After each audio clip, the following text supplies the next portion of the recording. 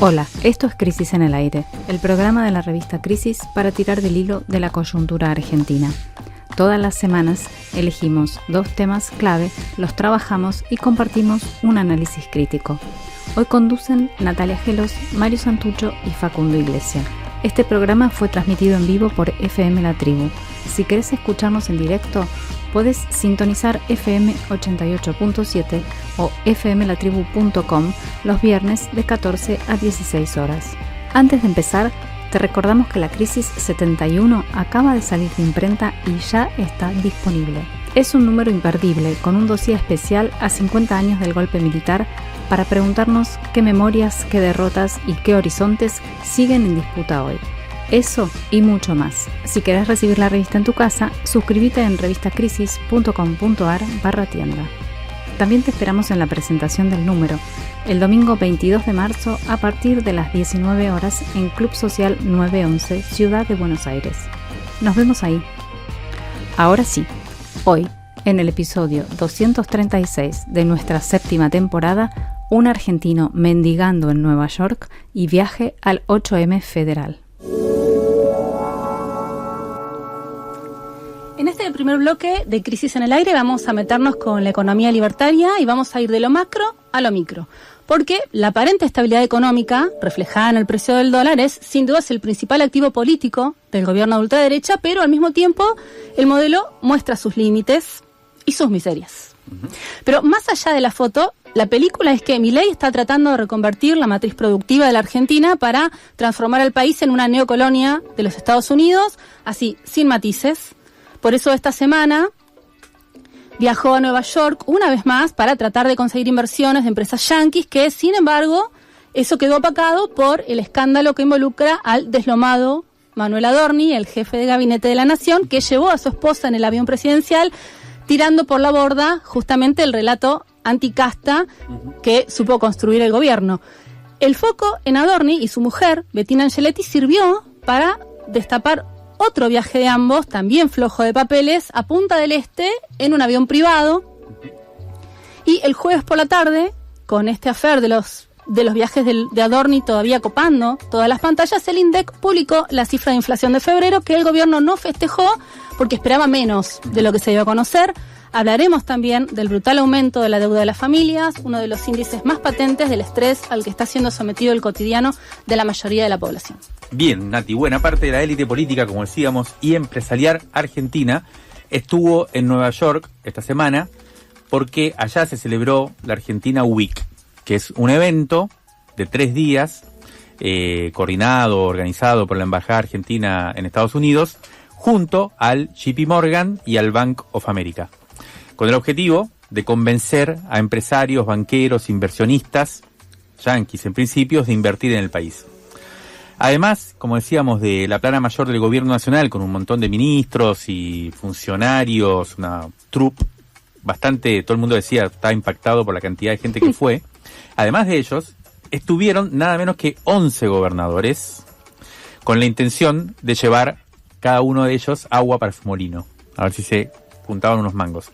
El martes, un Javier Milei, un presidente con pose de winner, dio un discurso en Wall Street en el que dio fe de su compromiso con el mundo libre, a tal punto hizo esto que atacó a 2 de los principales empresarios argentinos, sí, a Paolo Roca y a Javier Madanes Quintanilla, y los catalogó como prebendarios, ¿no? Empresarios prebendarios, porque, y abrimos comillas acá para citarlo textualmente, en connivencia con políticos ladrones, durante muchos años atacaron a los argentinos, ¿no?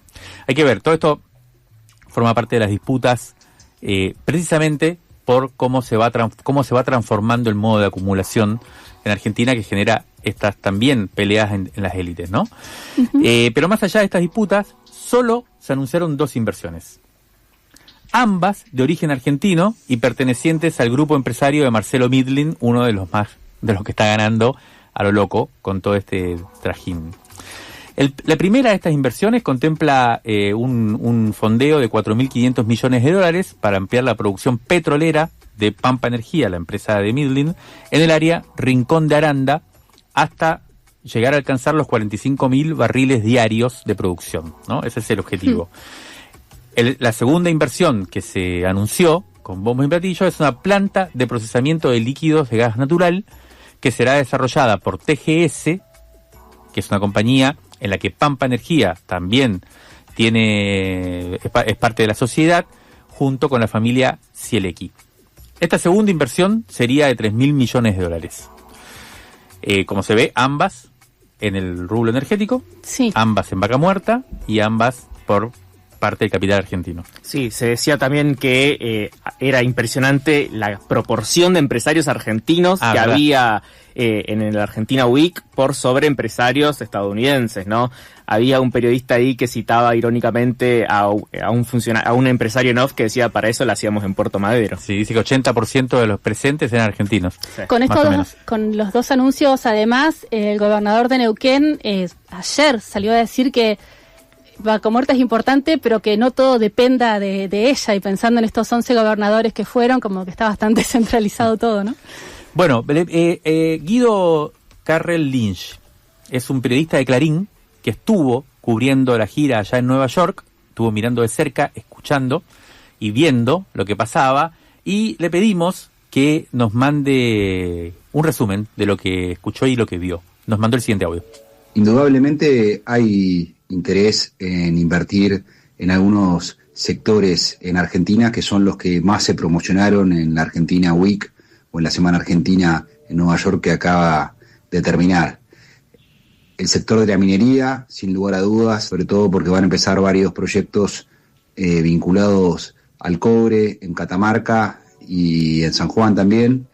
Y por supuesto Vaca Muerta. Vaca Muerta es sin duda, y el sector energético es tal vez el activo más relevante y el único en el que crecieron las inversiones en los últimos 2 años. El tercer activo que se está vendiendo desde siempre y que va a tener otro momento según especulan actores del mundo financiero que estuvieron acá en la Semana Argentina, es el agro, ¿no? Lo cierto es que en la Semana Argentina en Nueva York, el principal interrogante tiene que ver con el riesgo político, las dudas sobre si va a seguir en esta línea que marcó el gobierno de Milei, si Milei no está más, ¿no? Eso quieren saber los inversores, según reconocían también los propios diplomáticos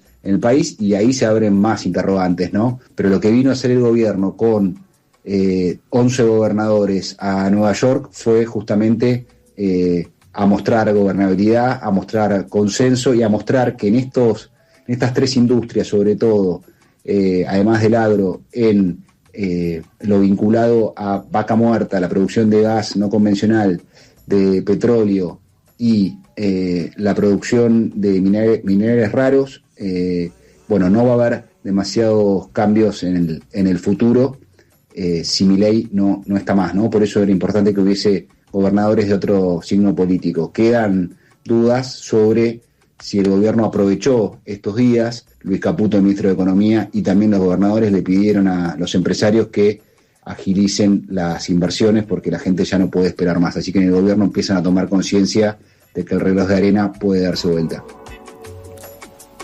Bueno, no solo en Estados Unidos la administración libertaria estuvo pasando la gorra, no sé si lo llegaron a ver, pero con una serie de anuncios generados con inteligencia artificial, o sea, baratos, protagonizados por un dólar cara chica que va a la psicóloga y por un colchón que habla con sus amigos colchones, lo tienen que ver, me sale decadente porque está hecho así con inteligencia artificial y es todo, por favor denme sus dólares. Es un anuncio del Banco Nación, salió a la Casa de los Verdes para seducir a los contribuyentes. Ofrecen generar intereses diarios a una tasa nominal anual del 1,8% en dólares para saldos de hasta $10.000. Todo esto, obviamente, sin hacerte preguntas sobre el origen de los dólares que lleves, puesto que, recordemos, se aprobó la ley de inocencia fiscal. Bueno, con esta falta de dólares como telón de fondo, este jueves, como decíamos, el INDEC dio a conocer la cifra de inflación de febrero, que lejos estuvo de ser una buena noticia para el gobierno, ¿no? Porque, según el INDEC, en el segundo mes del año los precios subieron un 2,9%, lo mismo que en enero, y es el 9º mes consecutivo que la inflación o sigue igual o sube. Al gobierno evidentemente le está costando domarla. La promesa de Milei de que llegue al 0% en agosto y la proyección del presupuesto de que sea 10% en todo el año se alejan cada vez más. Y eso no es todo, porque recordemos que el mes pasado el director del INDEC, Marco Lavagna, renunció porque Milei y el ministro de Economía, Luis Toto Caputo, no le dejaron implementar el índice nuevo, el índice actualizado, que en resumen lo que hubiera hecho es ponderar más los servicios y el transporte, que justamente los servicios fueron lo que más subieron este mes. Según el Centro de Economía Política Argentina, el CEPA, si hubiéramos usado esta nueva metodología para medir febrero, la inflación de este mes habría sido del 3%, un poquito más alta. O sea, un índice, un 0,1% más, pero simbólicamente la barrera psicológica es importante, sí. Al 3%. La estrategia del gobierno de planchar el dólar y abrir importaciones para con esto controlar la inflación, bueno, la bajó de los niveles estratosféricos de los que veníamos del gobierno de Alberto Fernández, pero estamos lejos de, como ellos dicen, de estar en estándares internacionales. Pero bueno, el programa pasado hablábamos un poco de cómo toda esta política afecta a la industria, que está en una crisis histórica. Le preguntamos a Sebastián Menescaldi, que él es socio de la consultora Ecogo de Marina Dal Poyetto, es economista él, por qué al gobierno le está costando bajar los precios y si hay elementos para decir esto que varios medios están diciendo, de que estaríamos en un proceso de estanflación, que es estanflación cuando se mezclan el estancamiento con la inflación. O sea, la economía no, de los mundos. Claro, la economía no crece y los precios suben igual. Y bueno, esto nos dijo Sebastián. En el mes de febrero, los datos según el INDEC, la inflación nuevamente fue de 2,9%, lo que implica que por tercer mes consecutivo la inflación se ubica en torno al 3%. Este registro en particular de mes que fue impactado principalmente por subas de precios de las carnes, que llevaron los alimentos a un crecimiento de 2,9%, y también un fuerte incremento en lo que es los precios de los costos de la vivienda, impulsados por cambios que hubo en la forma de contabilizar los subsidios, entiendo, que mantuvieron elevada la inflación. Y esto la verdad que lleva a un nuevo desafío al gobierno, teniendo en cuenta que salió en tercer mes que estábamos en torno al 3%, y que de acuerdo a nuestras expectativas en Ecogo, marzo de vuelta podría ubicarse en torno al 2,9-3%, porque hay una elevada estacionalidad de indumentaria, de educación, y también efectos en precios regulados. Con lo cual, esta situación, va a dificultar la estrategia de desinflar del gobierno y para poder alcanzar el 0% de inflación en agosto. ¿Esto por qué lo digo? Porque, probablemente más adelante la inflación no va a bajar tan rápido, porque hay muchos segmentos que después de 4 meses de suba de 3%, incluso segmentos donde la demanda no tira, igual van a querer intentar elevar su precio para recomponer parte de su rentabilidad, teniendo en cuenta que el resto de los precios aumentaron más de un 12% acumulado, así que este cuarto mes con una suba de 3%. Si bien todavía no tenemos datos oficiales de actividad para este periodo, y en general las meses de actividad de enero y febrero son muy volátiles porque de las vacaciones puede tener parada de planta, cosas extrañas. Sí, podemos decir que hay una estanflación. Cambios de precios relativos te van a provocar persistencia en la inflación. Esa es la estanflación que estamos viendo, me parece. El gobierno está implementando justo estos meses, por un lado tuvo la suba de precios de colectivo y por otro lado está implementando un nuevo sistema de subsidio focalizado que implican cambios importantes en los precios mes a mes. En el mes de marzo la electricidad, el consumo subsidiado pasa de 300 kilovatios a 150. Entonces, si vos obtenés en el IPC, sostienen el nivel de consumo, ahora va a tener un aumento en el precio medio, en principio. Lo otro es lo de la carne, donde es un contexto donde estás abriendo nuevos mercados, nuevas cuotas, más demanda externa, un contexto donde el precio de afuera hace menos oferta de carne. Ahí eso te genera un cambio estructural, si querés, con menor oferta de corto plazo y aumento de precio. Y eso también es un cambio de precio relativo de la carne. Sí hay esta inflación. Acaba de confirmar Sebastián Menescaldi. Mientras los precios se aceleran y los ingresos no les siguen el ritmo, lo que sí crece es la deuda. Según un informe detallado del Banco Provincia, en la actualidad hay 20 millones y medio de personas con algún tipo de endeudamiento, ya sea con bancos, con fintechs, con plataformas digitales o las tarjetas de supermercado y todo el tipo de abanico de posibilidades para endeudarse. Esto representa un crecimiento del 8% respecto al 2024 y equivale al 60% de la población adulta. Hay que ver, bueno, sí, está bien. No, porque hay que ver de la PEA, pero es verdad que hay que contar toda la población adulta. 60% endeudado. Mucho más de la mitad. Hubo un aumento significativo en el caso de las personas que le deben solo a entidades no financieras, es decir, a las apps, treparon a un 18%, y por su parte los que le deben tanto a entidades financieras como no financieras saltaron de un 29% en el último año, o sea, son 1.600.000 personas. Crecieron casi 30% en un año. Sí. Y casi 2 millones de personas no habían tenido financiamiento en 2024, o sea que en 2024 no necesitaban financiamiento, en 2025 sí lo necesitaron para vivir, o sea, cada vez la soga va apretando más. Sobre las irregularidades en los pagos, un dato es contundente porque muestra cómo afecta a los sectores medios y bajos. 1 de cada 5 créditos menores a 1 millón de pesos, que representan casi la mitad de los préstamos otorgados, están en situación irregular. Y 1 de cada 10 créditos mayores a 10 millones de pesos presenta un atraso mayor a 2 meses en sus repagos. Está empezando a haber muchos problemas para el pago. Sí. En las apps y también, por ejemplo, los préstamos que te dan casas de electrodomésticos, que tienen su propia app, su propia tarjeta, también ahí se observa mora. Sí, es como van haciendo agujeros por todos lados, ¿no? Vamos con las familias. Ahí la mora llegó al 8,8% en entidades bancarias, según datos del Banco Central, medidos en noviembre de 2025, pero ese porcentaje se duplica al mirar el resto de las entidades. Esto que decíamos, ¿no? Las fintechs, las tarjetas de supermercados, llega a un 24,6%. Acá también, 1 de cada 4 préstamos está en mora. Y el financiamiento promedio pasó de representar un salario y medio a fines de 2024 a 2,5 salarios al cierre de 2025. O sea, la deuda de las familias aumentó el equivalente a un salario completo durante el año pasado. O sea, es un aguinaldo, al revés, pero al revés. Todo este endeudamiento es el que queda registrado, pero venimos hace tiempo investigando la toma de deuda en los barrios populares, que se concreta y muy masivamente a través de un prestamismo informal, además que es otra capa más que se agrega, que es mayormente otorgado por organizaciones narco. Son préstamos que se viabilizan entre vecinos, familiares, con un dinero que es ilícito y que circula a través de esquemas piramidales. O sea que es infernal la cantidad de personas endeudadas a través de esos canales también.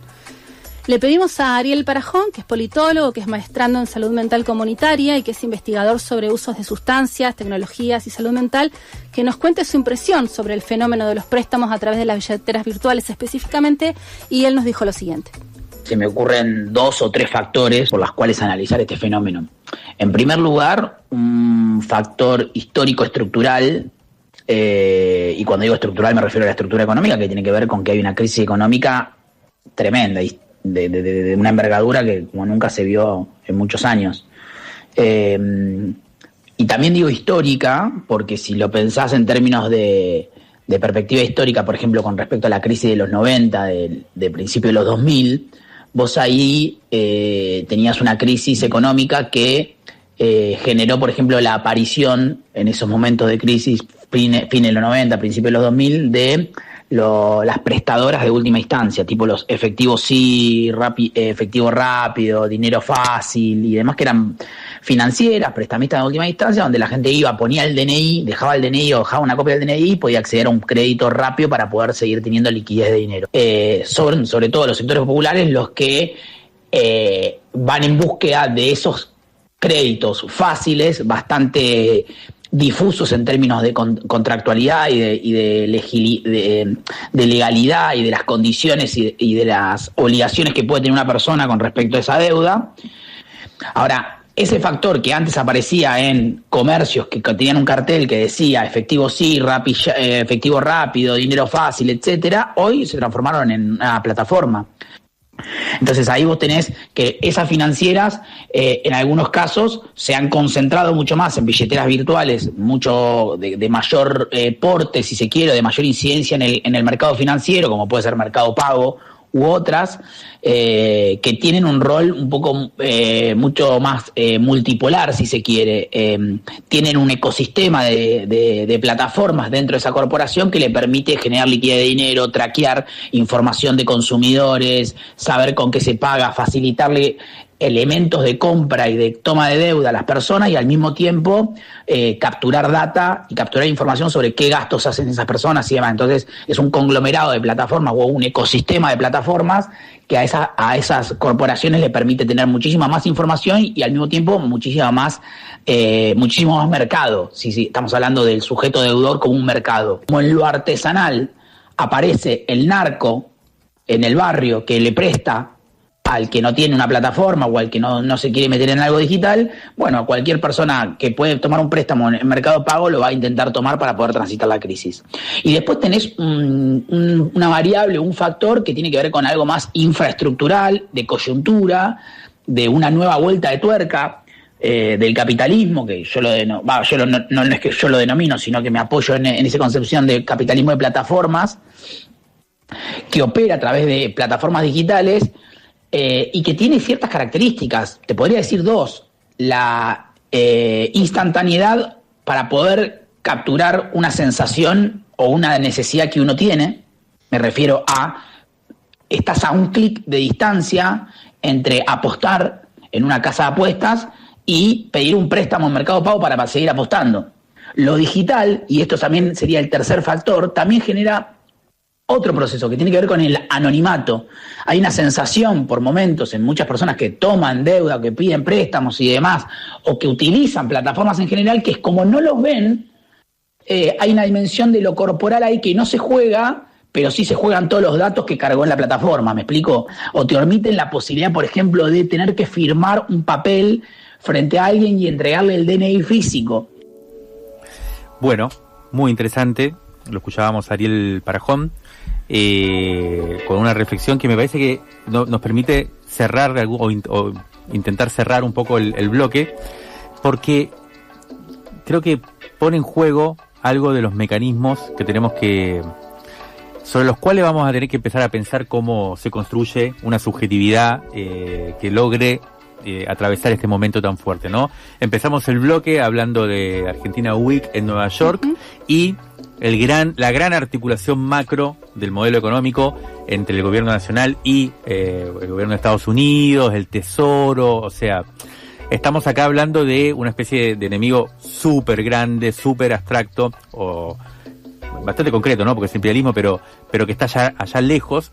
Y buena parte de la gente, de los analistas o de nuestros amigos y amigas no sé, como que se entusiasma o se esperanza con que todo esto termine cuando pierda Trump las elecciones en noviembre de medio término y empiece la crisis de este modelo. Ojalá que eso suceda, pero la verdad es que aunque eso suceda, no vamos a poder ahorrarnos la pregunta por cómo se hace para vivir con y contra este tipo de estrategias del capitalismo para, ¿no?, sujetar a la vida, sujetar al trabajo, sujetar nuestra subjetividad, que por ejemplo en el caso de la economía está hoy en el marco de deudas personales con entes cada vez más abstractos, pero también cada vez más cercanos, o sea, son a la vez abstractos y muy cercanos, muy capilares, y me parece que estas son las cosas que vamos a tratar de, hay que pensar sí o sí, cómo se lucha contra estas formas de sujeción que son las que hoy se están desplegando por todos lados.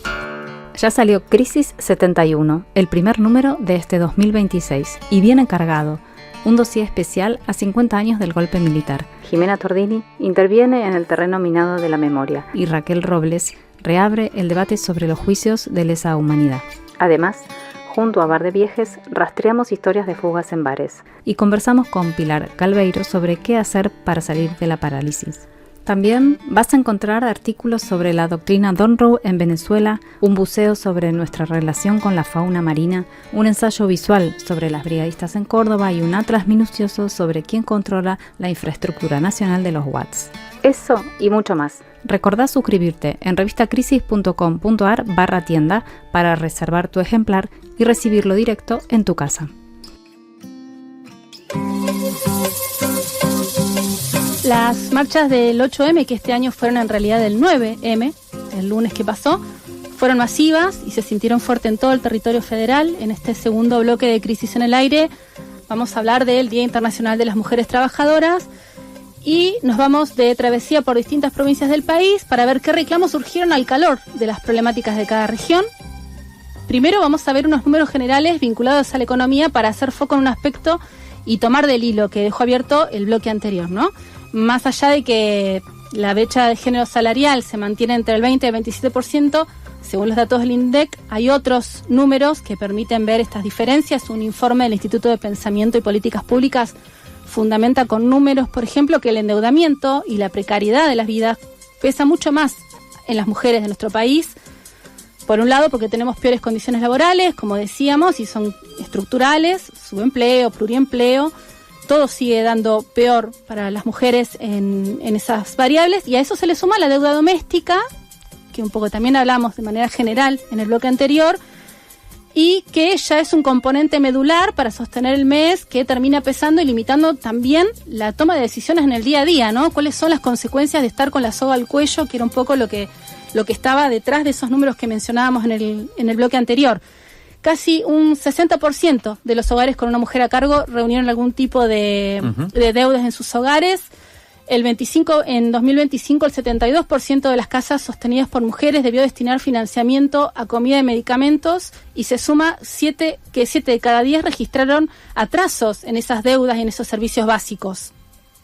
Y a eso se le suman golpes a programas históricamente feminizados, como son el potenciar trabajo, el monotributo social, que fueron a la baja, y con todo esto llegamos a la conclusión de que el ajuste se privatiza en los hogares. Así que fueron muchos los reclamos que se cruzaron en las calles, tanto en el 8 como en el 9 de marzo, y hoy vamos a repasar un poco de eso. Bien, vamos a hacer entonces un tour federal, Nati. Sí. Primero, comenzando por el sur del país, y específicamente en la Patagonia, en Chubut, Río Negro, tuvieron una amplia participación en distintas ciudades, se dieron las marchas, y especialmente ahí se ven las transversalidades que confluyen en las calles en estos días de movilización. Hubo una cosa particular en la capital neuquina. Este año se recordaron los 25 años del nacimiento de la revuelta colectiva feminista, que en 2001 significó un punto de inflexión en el movimiento popular neuquino, para el movimiento popular de la provincia de Neuquén.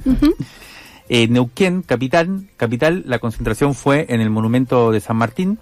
Sumamos acá dos datos que se desprenden del Observatorio Municipal de la Subsecretaría de las Mujeres local y que permiten ver la situación en la provincia patagónica. El primero advierte que la violencia allí está en su punto crítico, lejos de cualquier expectativa de que se detenga. Las consultas por violencias de género aumentaron en un 100%. Y había un dato que más también que nos llamó la atención: el 23% de los agresores en estos casos tiene acceso a armas de fuego. Es decir, obviamente, y como suele suceder, en la mayoría de los casos la violencia de género es intrafamiliar. En Neuquén hay dos características más que son importantes y que tuvieron su presencia en las movilizaciones. Por un lado, Vaca Muerta, el principal esperanza del modelo de acumulación en el país por estos días.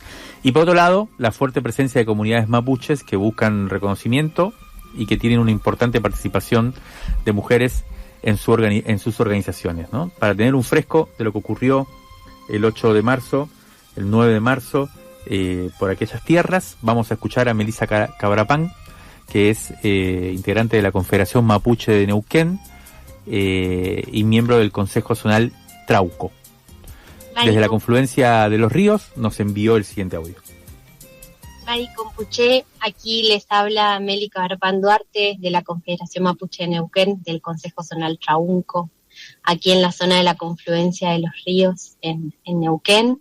Y bueno, este 8M pasado fuimos parte una vez más de esta gran marcha que se volvió a generar y a visibilizar en las calles de la ciudad de Neuquén, una gran y potente marcha con una diversidad enorme que crece año a año, que convoca a distintas organizaciones y también a la ciudadanía en general, lo cual alegra y es también un poco la siembra que venimos dando los últimos años de generar también esta empatía, ¿no? con lo que se lucha y que se reclama y se vuelve a visibilizar cada 8M contra las violencias machistas sobre todo, pero también violencias fascistas y racistas como las que se han incrementado el último tiempo contra la población en general, pero específicamente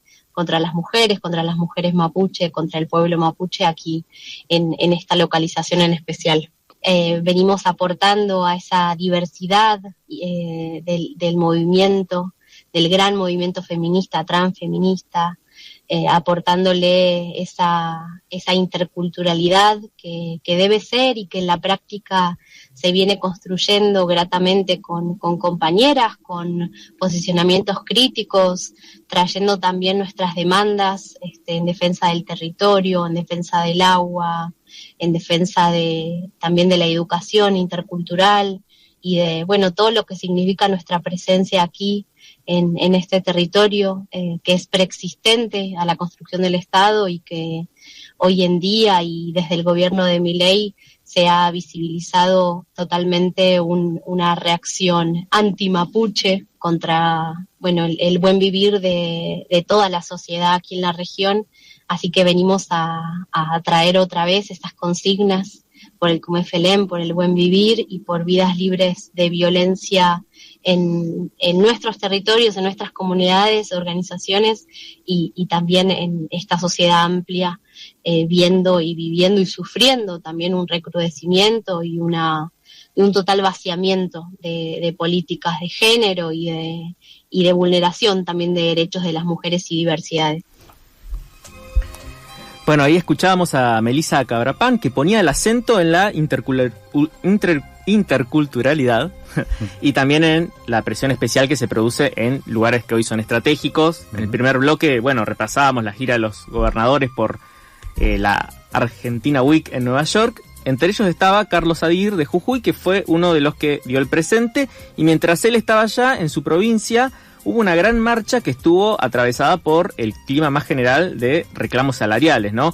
Que es algo que se está repitiendo en varias provincias, Catamarca y Santa Cruz también. Hubo movilizaciones, en especial la del gremio docente, que tiene un alto porcentaje de mujeres en sus filas.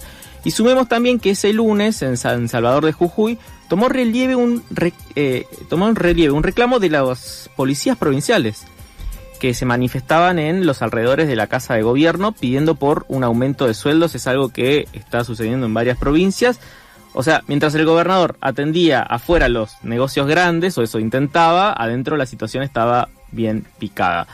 Natalia Morales, diputada del PTS en el FITU, conoce desde adentro el corazón de esos conflictos jujeños, así que nos mandó el siguiente resumen.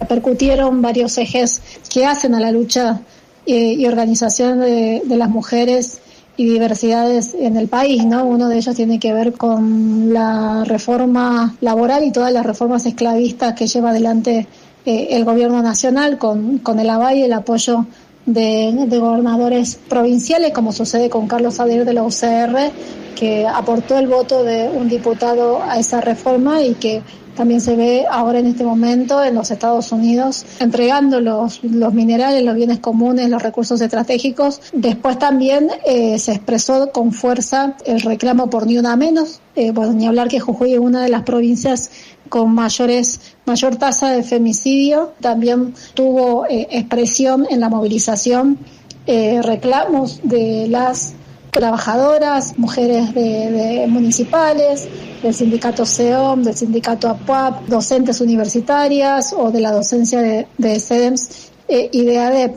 Después, teniendo en cuenta también que se cumplen 50 años de la dictadura militar, se expresó también con fuerza y se denunció, cómo viene avanzando el gobierno también radical con políticas negacionistas. Después, y con esto termino, creo que hubo dos ejes también más que se expresaron, que hace a la lucha que venimos llevando adelante junto a hermanas de las comunidades, que tiene expresión también en la ciudad, que tiene que ver con la defensa del agua, los territorios, más aún en este momento cuando quieren reformar la ley de glaciares. Y desde el feminismo socialista de Pan y Rosas también aportamos con fuerza la denuncia del accionar imperialista de Trump. También es una causa feminista, que no somos indiferentes a esta situación, sino más bien es un aspecto que también nos lleva a organizarnos. Y dos elementos para dar cuenta en relación a esta convocatoria que hace a la situación de la provincia, que viene atravesada con conflicto de los trabajadores estatales, sobre todo de la docencia, que es un sector feminizado, y a la par diríamos que la contracara tiene que ver con el accionar de las fuerzas policiales con familiares que desde la semana pasada también estuvieron presentes en la Plaza Belgrano, también en el mismo momento que nosotras nos concentramos, pero marcamos diferencia y nos movilizamos por fuera de esa concentración, y donde vemos una respuesta completamente distinta del gobierno, ¿no? Que incluso ahora se conoce que le podrían llegar a dar más del 50% del aumento, que como nosotras decimos, para que repriman mejor, porque no nos olvidamos del rol de la policía, incluso hostigando, incluso reprimiendo al movimiento de mujeres cuando ha salido para exigir la aparición con vida de mujeres como Tamara o como Yara Rueda, o incluso reprimiéndonos a quienes fuimos parte de la lucha contra la reforma en la ciudad, pero también en los territorios. Bien, escuchamos a Natalia Morales desde Jujuy. También en la región del NOA hubo una marcha grande en Tucumán que se hizo bajo una fuerte lluvia, y también en esta manera de cómo se van hilando todos los conflictos. Tucumán, recordemos que está hoy por hoy con varias localidades inundadas, con muchísimos evacuados. Vamos a ver eso cómo sigue, pero vamos ahora al litoral, vamos a aterrizar en Misiones. Quizá esta semana han visto en redes que se viralizó un homenaje, si podemos llamarlo así, en el que las agasajadas por el Día de la Mujer recibieron baldes, secadores de piso, todo lo que no, digamos, haciendo eso es lo que habían regalado desde el gobierno provincial. Esto ocurrió en el municipio de Colonia Aurora. Y de alguna manera muestran todo el trabajo que falta hacer, ¿no? Que parecen conversaciones que están hechas, pero evidentemente llevan todavía una larga discusión. Mirando por encima del lampazo podemos ver un informe del Centro de Economía Política Argentina, del CEPA, que indicaba que en el área de salud y educación sexual, el programa de educación sexual integral, la ESI, registró una caída presupuestaria del 98% y queda así sin financiamiento para 2026. Y además, de acuerdo al análisis del presupuesto nacional para 2026, 7 de cada 10 políticas públicas orientadas a disminuir las brechas de género sufrieron recortes o directamente fueron eliminadas. Volviendo a Misiones, lo que nos contaban las compañeras, además, que es algo que se traslada a todo el país, es que además al ir a los centros de atención, está haciéndose muy difícil porque el transporte está más caro, la nafta está más cara, entonces los traslados están siendo difíciles, con las consecuencias que tiene no hacerse los controles necesarios. Justamente desde Misiones, desde El Dorado, ahora vamos a escuchar a Dana Ziegler, que es militante social y feminista de Mala Junta, Patria Grande, y nos manda su panorama del 8M en Misiones.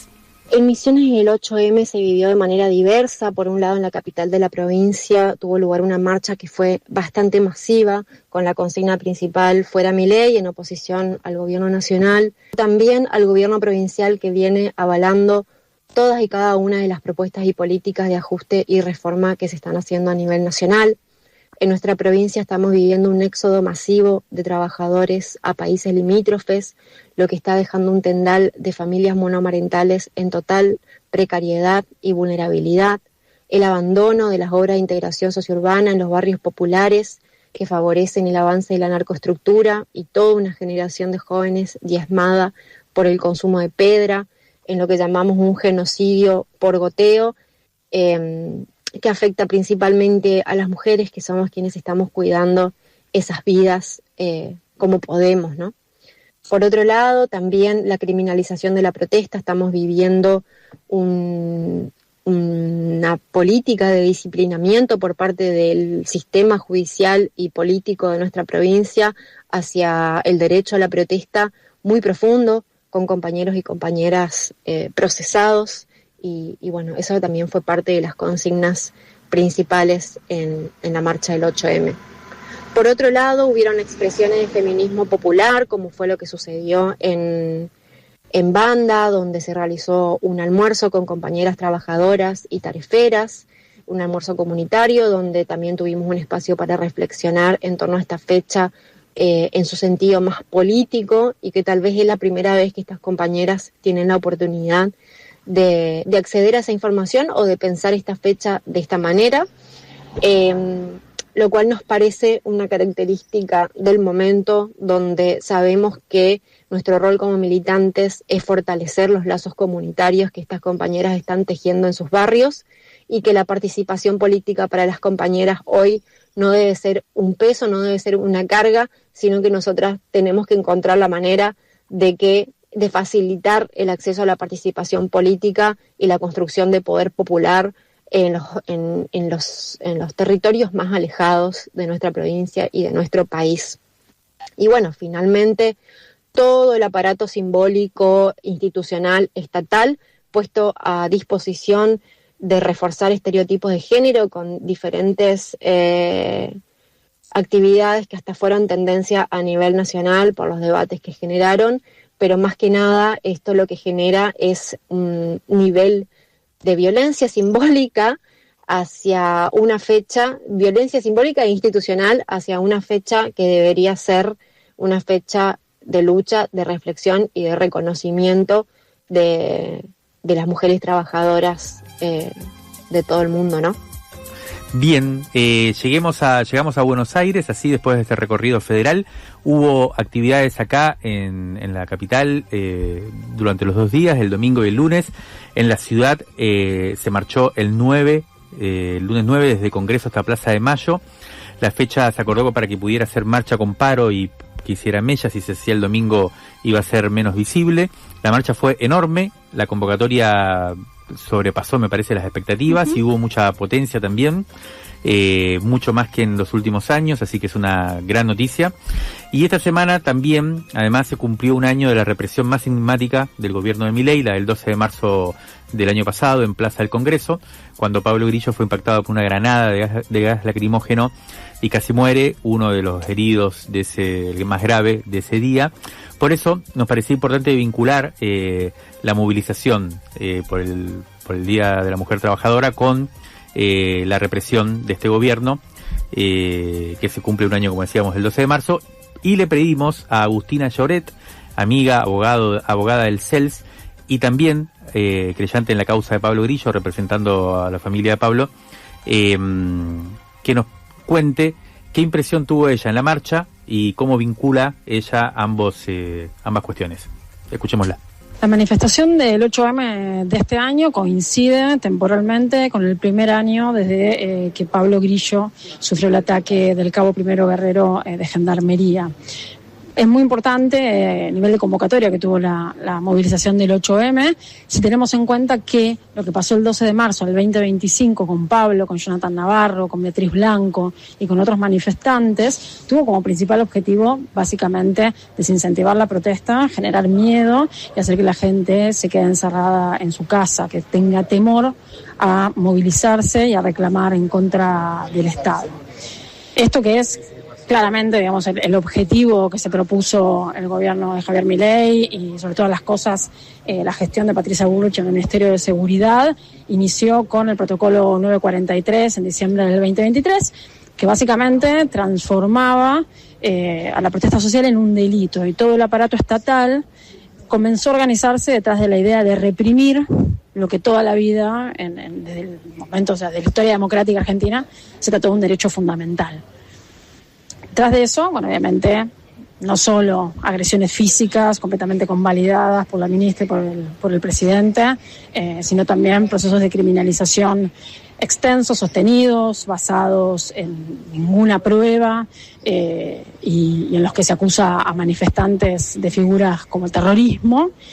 Tuvieron por objetivo desde diciembre del 2023 hasta la actualidad atemorizar a las personas que salgan a las calles. Entonces, la línea de continuidad que vemos entre esta manifestación del 8M y el año de Pablo Grillo es que más allá de todas esas agresiones, todos esos ataques estatales a la protesta social, el pueblo se sigue movilizando y sosteniendo sus reclamos a pesar de todo.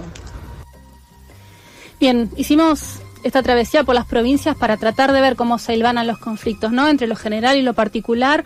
Una de las consignas de este 8M era que la lucha es una sola, buscando la transversalidad. Vemos que la crisis es transversal. Esperemos que la respuesta frente a ella también lo sea. Esto fue Crisis en el Aire, un programa de la revista Crisis conducido por Natalia Gelos, Mario Santucho y Facundo Iglesia. En la producción, Juan Pablo Hudson, Melissa Rabanales y Nico Perrupato. La ilustración es de Nicolás Daniluk y la edición de este episodio estuvo a cargo de Alejandro De Masi. Yo soy Flor Badaraco. Si te quedaste con ganas de más, en nuestro canal de Spotify puedes encontrar La Tangente, una reflexión filosa sobre temas públicos que nos resultan indispensables. Esta semana Fernando Berkovich nos invita a pensar quiénes planifican y construyen la ciudad. Y también Crisis Internacional, nuestro segmento de geopolítica donde Viole Weber, Mario Santucho y Natalia Gelos entrevistan a Junfushita Hirose sobre su nuevo libro, Los indios de Israel, una lectura de los textos de Gilles Deleuze sobre Palestina. Y recordá, ya salió el número 71 de la revista. Suscríbete en revistacrisis.com.ar/tienda y recibilo en tu casa. Nos encontramos la próxima semana.